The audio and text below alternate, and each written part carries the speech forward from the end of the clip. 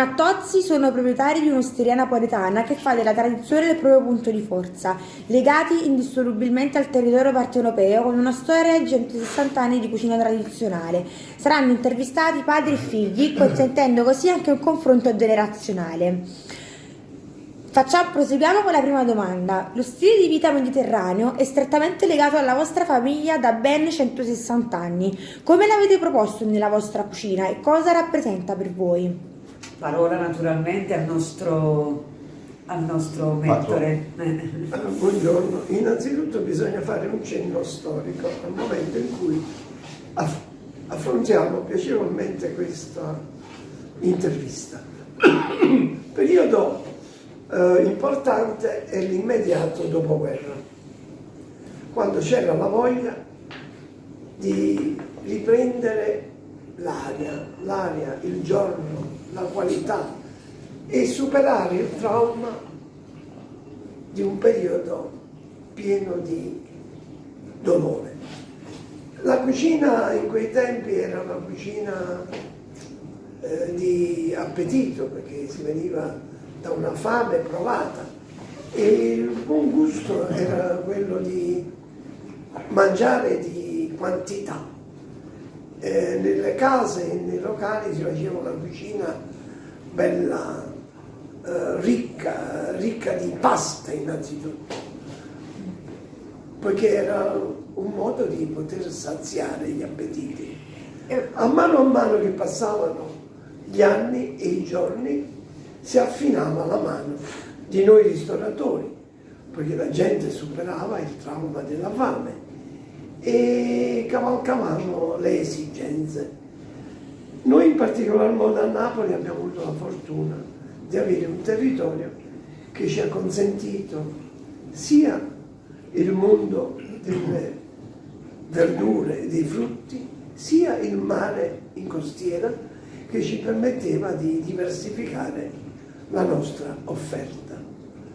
Certamente per molti anni, per più di un decennio, la cucina era orientata più sulla carne, poiché riusciva a sfamare questo appetito che non ancora veniva saziato.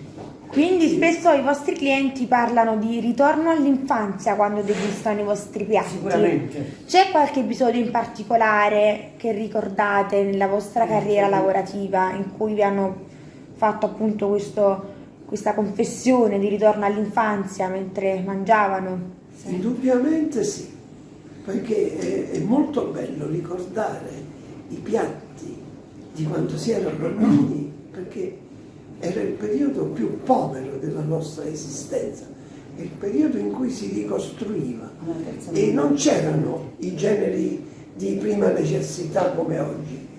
E ci sono tanti piatti che scatenano il ricordo dell'infanzia, come dire la finta genovese, come dire lo spaghetto alle vongole fuiute, come dire oroia, che era un pomodoro passato senza condimento, senza grassi, che poi dopo in seguito fu sostituito da un eccellente ragù. Quindi i ricordi più belli sono quelli dei momenti in cui si ricorda lo stato di bisogno. Quindi adesso rivolgo una domanda allo chef. Qual è il piatto del vostro menù che più rappresenta l'appartenenza alla cultura partenopea e mediterranea? Attualmente ce ne sono due o tre di piatti insomma, che rispecchiano di più la nostra appartenenza alla tradizione. Il primo è il ragù, che è per antonomasia il ragù napoletano, che è la tradizione nostra, quindi è un piatto ricco e tradizionalissimo.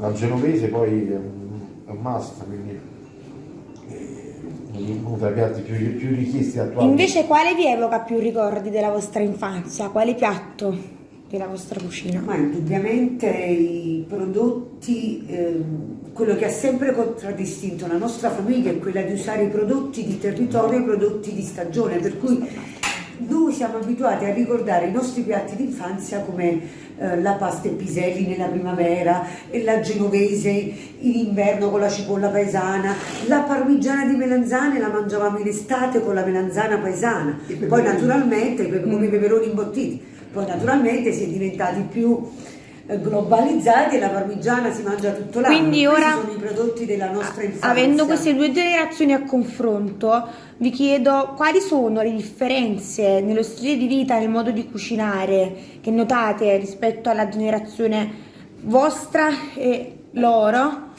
e quali le similitudini. Le differenze sono che nel quotidiano, ovviamente, il cliente abituale, quello che mangia tutti i giorni al ristorante, ha esigenze di leggerezza, non di piatti pesanti, per cui si cucina meno pasta, più verdure, insomma un tipo di cibo più leggero. Questo per quello che riguarda il cliente abituale. Poi il cliente che viene del weekend, nel weekend, allora quello là è meno attento alla dieta, all'equilibrio. Beh, potremmo dire anche che ad oggi c'è una differenza notevole col passato, anche grazie a questa moda delle cucine tipo il sushi, tipo le cucine che non vanno al passo. Qui farei rispondere un attimo, allora ritorniamo. Quindi un qui attimo vediamo un al attimo le passato. differenze con il passato. Ecco. Nel momento in cui dalla Val d'Aosta a Pantelleria si è omologato un solo modo di stare a tavola, questo per quello che riguarda la fascia giovanile, si perde l'identità di un paese, poiché la tradizione, la tipicità, il territorio che contraddistinguono il nostro stile di vita mediterraneo fanno parte della nostra personalità, non a torto. Intellettuali americani verso la fine degli anni 40 si trasferirono nel Cilento, che avevano individuato una nuova forma di vita. Loro venivano dall'America, dove il cibo era già abbondante, e erano venuti in Italia alla ricerca di una terra che consentisse una qualità stagionale con dei prodotti autoctoni del territorio. Ecco, questa è la differenza dell'atteggiamento. E questo è il motivo per quale la dieta mediterranea è quella più... Quindi cosa si sta sana. perdendo delle tradizioni mediterranee, secondo voi? È che il pubblico perde la sua identità dal momento che prevale un atteggiamento omologato, atteggiamento che è di velocità, è di moda, è di preconfezionato, perché non tutti gli esercenti fanno una cucina adeguata alla esigenza del momento, mentre una cucina mediterranea si avvale direttamente con i prodotti della terra. E che cosa c'è di più buono che mangiare peperoni, peperoncini, melenzane, zucchine, fiori di zucca nel momento stagionale, e contro una cucina che in qualunque parte del mondo è uguale dappertutto. Ok, quindi diciamo che nel vostro lavoro avete da sempre la possibilità di conoscere turisti provenienti da tutto il mondo. Come raccontate il vostro territorio, la vostra storia e lo stile di vita ai vostri clienti che non sono partenopei? Quindi come gli fate scoprire Napoli? Napoli è una città che ha una personalità decisa, e il turista che viene a Napoli viene già informato, e già quando si rivolge a un tipo di locale sa che cosa ha in contropartita. Noi veniamo scelti, non scegliamo il pubblico. Quando entra qualcuno dalla porta non entra per caso, poiché solo lo street food, che è un'esigenza di appetito momentaneo, può determinare una scelta al momento, ma una scelta tramite prenotazione, tramite alberghi. È una scelta di un turismo che sa cosa vuole ed è informato per quello che chiede. Ok, adesso rivolgo una domanda a tutti e tre, poi magari una alla volta mi rispondete. Stiamo vivendo un periodo molto particolare. A causa della pandemia il settore della ristorazione è stato fortemente colpito. Quali sono gli aspetti che più vi mancano del contatto con i clienti? Inizia lo chef, che forse è quello che ha meno contatto con i clienti, che però poi è quello che forse ne ha risentito di più di tutto ciò. Beh, in effetti a me il contatto con i clienti è molto poco, anche se io ogni tanto cerco di uscire in sala appena ho un po' di tempo, insomma, anche per conoscere le persone per le quali cucino, quindi questo sicuramente è importante. Quello che manca di più è proprio il cucinare, il quotidiano, la mia vita, quello che ho fatto tutti i giorni da sempre, e quindi quella è la mancanza più forte, la mancanza di poter aprire il proprio ristorante, di relazionarsi con le persone, di poter esprimersi con il proprio cibo, insomma, offrendo proprio quello che uno propone in menù. Questa è la mancanza maggiore.